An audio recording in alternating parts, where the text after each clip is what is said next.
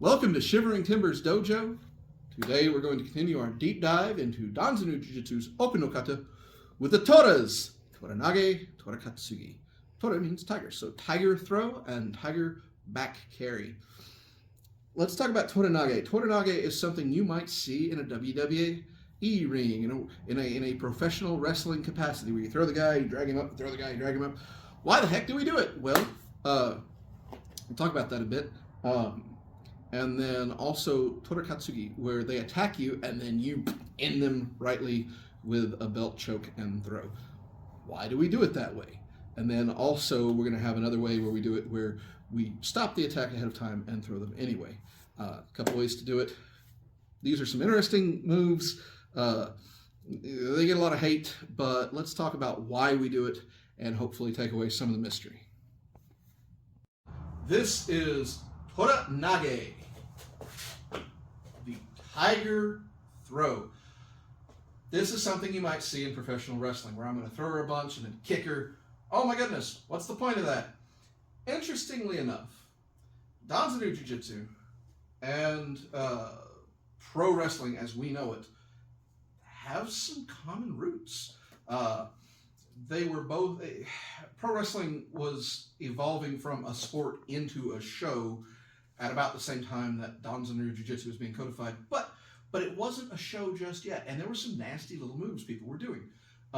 This is one of them. This is where we're going to throw somebody and keep control of them the whole time, because throws don't always discombobulate our opponent as much as we would like. So, Tora nage. All right. So, offensive. Step in, hit across here, come up under the chin. It's like a tayatoshi from here. Over. Now from here, I grab the hair and keep control, because I'm going to do this again. And I'm going to pull up again. I'm going to keep control. I'm going to throw again. Now this time I realize none of this is working. Kick him in the kidney and be done with it. That seems like overkill. Well, again, when you are in a self-defense situation and somebody absolutely will not take the hint that you're throwing them like a rag doll to stay down, you might have to ragdoll them a couple times to get them to ease on up. And then if they still don't, kick them hard, kick them fast, and get yourself in a position where you can either get away or continue the fight on your terms. On the other side, it really helps to come across here. You can come up under here if you want, but it really helps just to get them to look away, because if their hands are up and they're fighting you, and you're going to boom, get this away, turn it, and get them to here, and then again, over the top, and hold that hair. I've got hair right here. I can grab onto you. I like that. Boom. And last one, and then kick him. Boom, right there in the kidney. Make them realize their mistake. Now, most people aren't going to stand here and just let you, right? Who's going to stand there and let you attack them? Nobody. But, as we've talked about before, fighting doesn't necessarily start with the first punch thrown. Fighting starts when they get in your face and start mouthing at you. At this point, now it's the time for Tora nage. You know, before the first blow is thrown. Before, even when they go from here to here, and where I can affect them, if I can affect them, they can absolutely affect me. So I don't want that, right? So when they get to that point, that's when I'm moving and taking this throw. For the throw itself, there's a couple ways to do it. Again, up under the chin, grip the back of the head, control the back of the head. You can come here. I like out. Just like, again, Tayatoshi, knees bent in, so she comes over, boom, like here. And if they don't have a lot of hair, pull up under the chin. And then shoot it again. And control them the whole time. If you control their head, you control the fight. You don't have to be nice when you control the head. As you come up under, you can be mean about this. And when you throw, again, and you grab this thing, pull this head. Yeah, they're going to want to come up for you. Aha! So, pulling pulling their hair is the gentle way. If they got it pulled up, oh yeah. If they're bald, snatch their head. It's not nice, but it works. Tora nage, tiger throw. This is Tora katsugi. So this is the tiger back carry. Tiger shouldering. We get a lot of hate on this.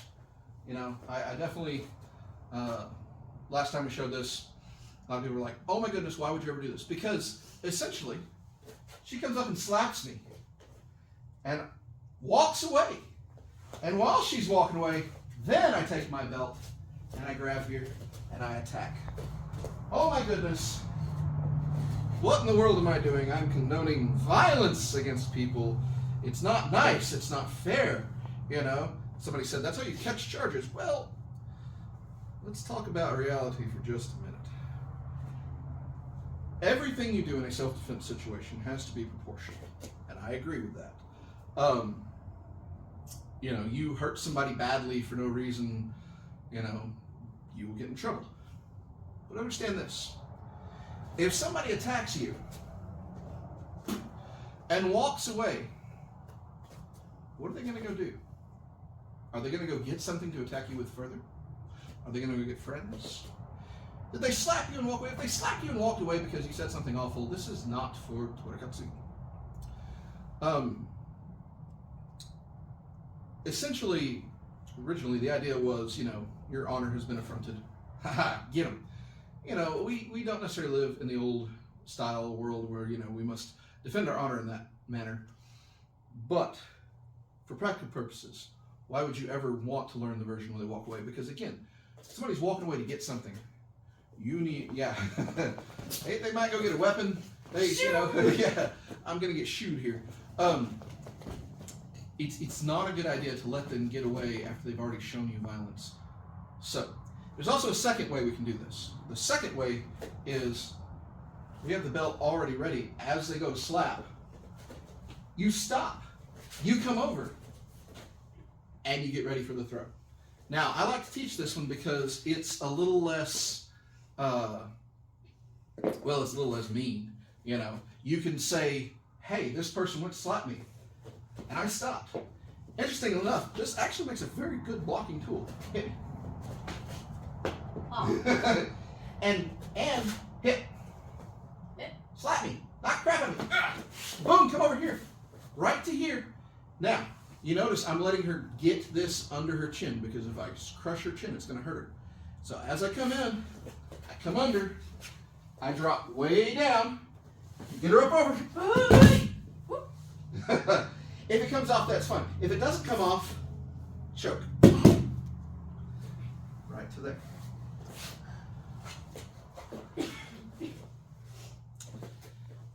But now let's do one where they walk away. They hit me.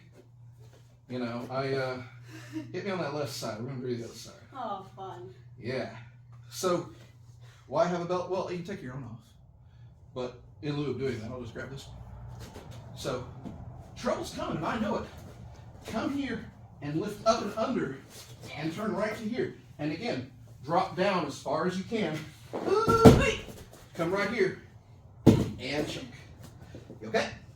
Good job. So let's work on our entry in. So, as they come at me, hit, roll over here.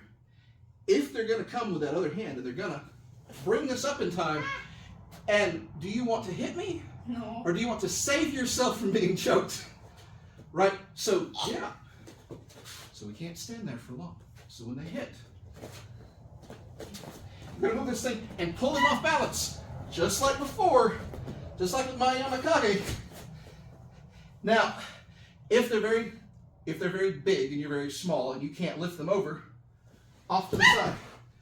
And then you've already got that.